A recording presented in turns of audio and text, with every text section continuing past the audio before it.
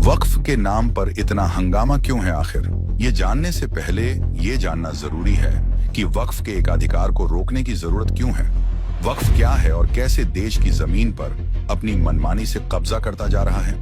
एक आंकड़ा देखिए, साल 2009 में वक्फ के पास 4 लाख एकड़ जमीन थी, जो 2024 में बढ़कर 9 लाख एकड़ से ज्यादा हो गई।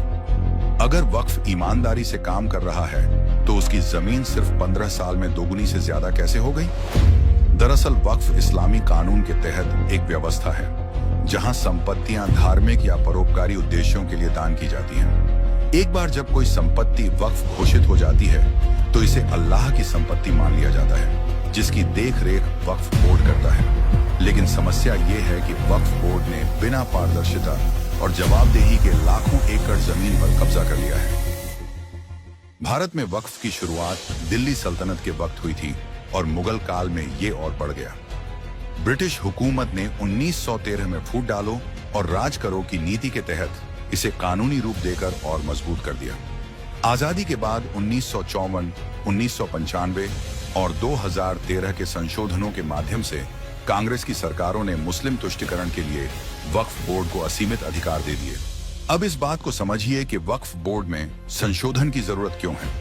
वर्तमान में वक्फ के पास 9.4 लाख एकड़ से ज्यादा जमीन है, जिसकी कीमत 1.2 लाख करोड़ से अधिक है। 2009 में वक्फ के पास 4 लाख एकड़ जमीन थी, जो 2024 में है 9 लाख एकड़ हो गई। रेलवे और सेना के बाद वक्फ बोर्ड के पास सबसे ज्यादा जमीन है।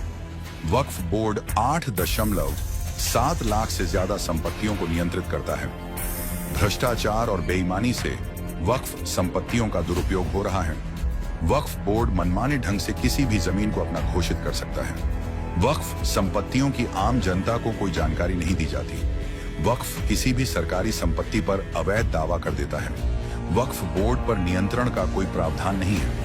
यहाँ तक कि वक्फ द्वारा कब्जाई गई जमीन के खिलाफ अपील करने का अधिकार भी नहीं है। अब हवा ये है कि सरकार वक्फ को खत्म करने जा रही है, जो कि सच नहीं है। सरकार असल में वक्फ की मनमानियों और इसमें हो रहे भ्रष्टाचार पर लगाम कस उल्टा सुधार ही करने जा रही है। वक्फ बोर्ड संशोधन बिल में क्या प्रावधान है, ये देखते हैं। अगर कोई वक्फ को अपनी संपत्ति दान करना चाहता है तो उसे कम से कम 5 साल से मुस्लिम होना अनिवार्य होगा। वो केवल अपने नाम से रजिस्टर्ड जमीन ही वक्फ को दान दे सकेगा। अब महिलाओं को भी वक्फ संपत्तियों में उत्तराधिकार का हक मिलेगा। वक्फ बोर्ड में अब 2 गैर मुस्लिम और 2 मुस्लिम महिलाओं को शामिल किया जाएगा। किसी भी सरकारी जमीन पर वक्फ अधिकार नहीं कर पाएगा। अगर वक्फ किसी सरकारी संपत्ति पर दावा करेगा तो जांच जिला कलेक्टर द्वारा की जाएगी। वक्फ बोर्ड के फैसले के खिलाफ 90 दिनों के भीतर अपील की जा सकेगी। वक्फ को अपनी सभी संपत्तियों व वित्तीय जानकारी सरकार को देनी होगी। सरकार वक्फ के खातों का ऑडिट करेगी। शिया और सुन्नी के लिए अलग अलग बोर्ड होंगे। वक्फ संपत्तियों का पूरा डेटा ऑनलाइन पोर्टल पर अपलोड होगा। अब यह भी समझिए कि इस बिल के पास होने से देश और देशवासियों को क्या फायदा होगा।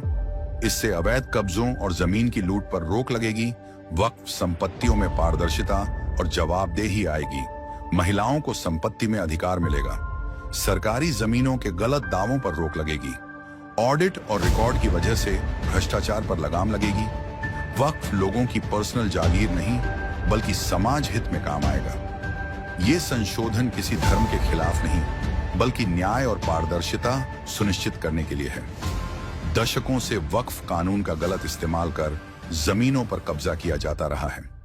अब समय आ गया है कि वक्फ संपत्तियों का सही इस्तेमाल हो और इसे कुछ ताकतवर लोगों का हथियार बनने से रोका जाए।